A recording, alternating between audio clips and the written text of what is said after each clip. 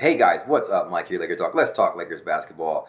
Shaq and Kobe's beefing again, and Dwight Howard's looking really lean in a video that I just saw. Let's talk about those things. First off, let's touch on Shaq and Kobe. So Shaq and Kobe's in the news again, taking jabs at each other. Apparently, and I saw the video, I heard the audio clips. Kobe was taking shots at Shaq in a recent interview. He was at some function and he was being interviewed, and they were talking about work ethic and stuff like that. And he took shots at Shaq. There's no way around it. You can listen to the audio, and he didn't have to go there, but he did. He touched on the fact that Shaq was kind of lazy, and if he had a better work ethic, they would have won 12 rings. And he even went as far as saying, like, I would go up and down the floor, and Shaq's coming down still slow, and he's like, come on, man. Like, I don't, like we need to work.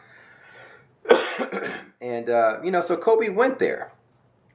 Almost 20 years later, he's still throwing jabs at Shaq. And we know about the feud. Shaq and Kobe didn't get along or whatever. And so Kobe went there. Shaq clapped back on Twitter, said something about if he would have passed the ball, we would have beat the Pistons, and you don't, get statues if you're lazy and things like that. And Kobe tried to squash it, saying like, "There's no beef, whatever. Shaq's still the most dominant." And then, Shaq, they kind of like tried to squash it a little bit. They were trying to throw jabs at Dwight Howard, and Kobe laughed at it and stuff like that. For whatever reason, there's still some digging going on there, right? So my thing is this. When it comes, my take on this is this: Kobe's one of those weird, egotistical genius types. The Steve Jobs, the Michael Jordans, the Albert Einsteins. Like, anybody that is super good at something, it could be the top hedge fund manager. Whenever somebody is highly successful at something, they have a gene inside them that it could be, you can label them as a jerk, you could label them as being selfless, selfish, because, and they're stepping on toes. They're going to walk over people. They're highly super competitive, right? And so you get that in Kobe Bryant. And I think Kobe Bryant doesn't even realize that he's actually digging at Shaq when he's saying those things. I think Kobe's that weird in his head that he lacks that humility side, where he is that compassionate side, that he might hurt someone's feelings by going at Shaq like that, right? So those are the type of things you get when you get somebody that is highly competitive and extremely genius at what they do. And that was Kobe at basketball. And I think that's what we're going to get for the rest of Kobe's career, basically, the rest of his life. He's going to be going at Shaq here and there, not even, I think, aware that he's still digging at Shaq 50 years later. I think that will be the case. But all said and done, it's all fun and games, and another day in House Laker land, but for another video, Shannon Sharp was saying some interesting things. He said that though Kobe was saying stuff like we would have won 12 rings, Shannon Sharp said something really interesting. He doesn't think Kobe would have been the Kobe that we know if Shaq was there. Like, for example, let's say we won 6 or 7 rings. Shaq would have possibly gotten MVP in all those 6 or 7 championships. Would Kobe had wanted that? Would he had allowed that? Would he had taken a back seat? I don't think so. Shannon Sharp is right. We wouldn't have gotten the 81-point Kobe Bryant.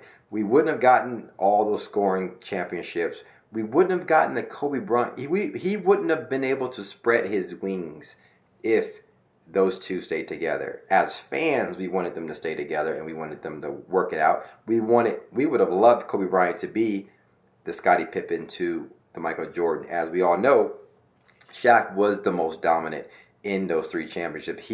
As much as I love Kobe, Shaq is the main reason we won those 3 championships. I mean, what did he average? like 34 and 17 in the finals in those years. I mean, the guy was a complete beast. So let's not sugarcoat the fact that, yes, Kobe is one of the best, and he did win 2 chips, and he's one of the greatest ever. But during that period, Shaq was the most dominant. When Shaq and Kobe were on the floor, Shaq was far more dominant than what Kobe Bryant was.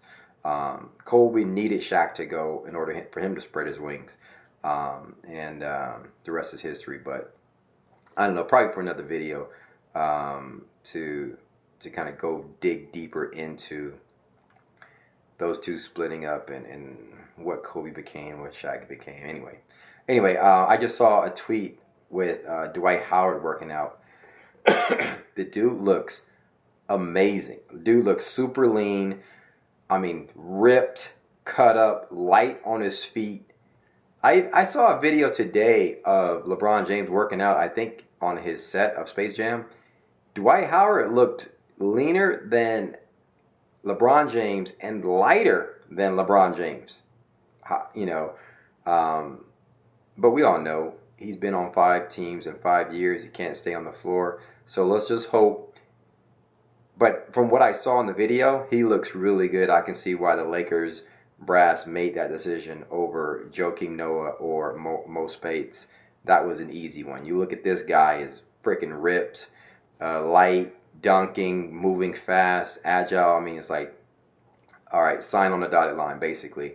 But when I saw that, I mean, it's like all we can say is that's an amazing pickup for us. But let's just hope he stays on the floor, he stays healthy, and he gives us, you know, some good minutes. But from it looks, I've heard some rumblings that he might be competing for a starting spot over JaVale. So I don't know, to be determined. Anyway, that's my thoughts on what's going on lately. Hit me up in the comments below. Let me know your thoughts. Thanks for commenting, liking, and subscribing. As more news comes out, I will be sharing my thoughts on video. Thanks for commenting and subscribing to my YouTube channel. If you have not subscribed to the channel, hit the notification to get videos like this in your inbox. And I'll holler at you guys next time. Peace.